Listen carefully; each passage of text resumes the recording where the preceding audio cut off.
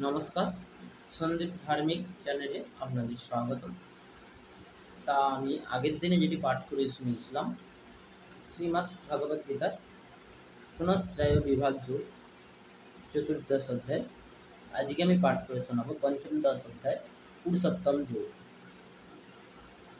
শ্রী ভগবান বলিলেন, পণ্ডিতরা বলেন, সংসার রূপে অশ্ব বৃক্ষের মূল, ঊর্ধ্বে শাখা, অধোপদেশে বেদ, সব বৃক্ষের সজীব পত্র।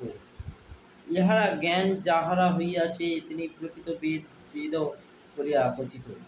এই সংসার বৃক্ষের শাখা সকল নিম্নে ঊর্ধ্বে বিস্তৃত রহিয়াছে, ইহারা মূল সকল নিয়মে মনোবলকে গিয়াছে।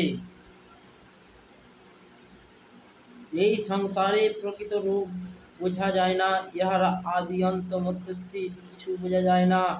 যে সব জ্ঞানী গুজন অনাসক্ত রূপ দৃঢ় অস্ত্রঘাতে এই অশ্বত্থ বৃক্ষের মূল ছেদনা করিয়া ব্রহ্মকে জানিতে পারেন, তাহাতে আর ফিরিয়া আসিতে হয় না। যিনি সকল প্রকৃতির উৎস, সেই পরম বেদ মৌন সমর্পণ করে। যাহারা অভিমান ও মোহগত হইয়াছে, তাহারাই অশক্তি জয় করিয়াছেন। যাহারা আত্মজ্ঞানী ইহাইছে, তাহারাই মন হইতে সর্বকামনা দূর করিয়াছে। যারা সুখ দুঃখ সেই বিশ্বরূপ দ্বন্দ্ব হইতে বিমুক্ত, তাহারাই নিত্য পরম পদ লাভ করিয়া থাকে। সূর্য চন্দ্র অগ্নি যাহা প্রকাশ অসমর্থ, সেই স্থানে আশ্রয় লইতে জীব আর ফিরে আসে না। সেই স্থান হইলে আমার পরম ধাম, এবং জীব লোকে আমারই অংশ। প্রলয়কালে জীবাত্মার মন ও ইন্দ্রিয় কালে লইয়া প্রকৃতি অবস্থিত হইয়া আবার সংসারে আসিয়া ভোগ লিপ্ত হয়। বাতাস যেমন ফুলের গন্ধ বহন করিয়া অন্য ফুলে গমন করে, সেই রূপ জীবাত্মা দেহকে ছাড়িয়া জ্ঞান ও মনকে বহন করিয়া আবার নতুন দেহান্তে গমন করে।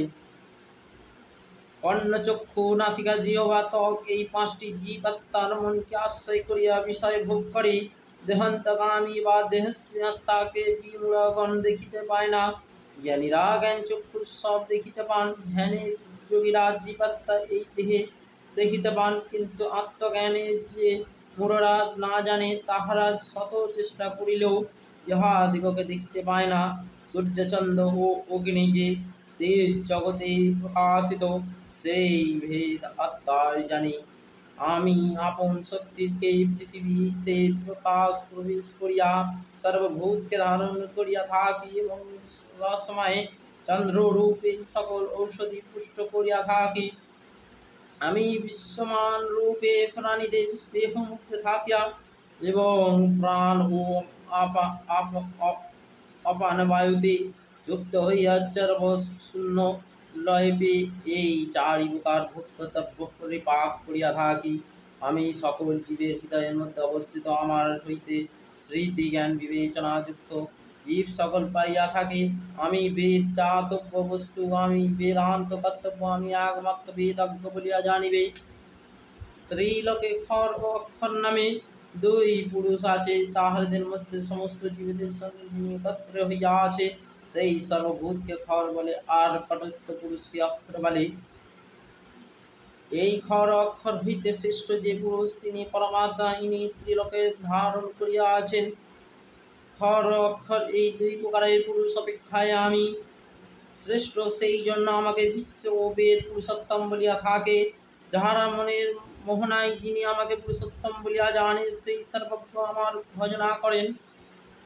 হে অর্জুন, তোমাতে পাপ নাই, তাই তোমাকে আমি এই প্রকার ভোজ্য শাস্ত্র কথা বলিলাম, যাহা জানিয়া বুদ্ধিমান হও এবং কৃতার্থ হইয়া থাকো। ইতি পুরুষোত্তম পঞ্চদশ অধ্যায়। তা এখানেই শেষ হলো পঞ্চদশ অধ্যায় পুরুষোত্তম যোগ। তা এরপরে গীতার মাহাত্ম্য পাঠটি পাঠ করা হবে। তাই এরপরে গীতার মাহাত্ম্য পাঠটি আপনারা অবশ্যই দেখবেন। ওম গীতা, ওম গীতা, ওম গীতা।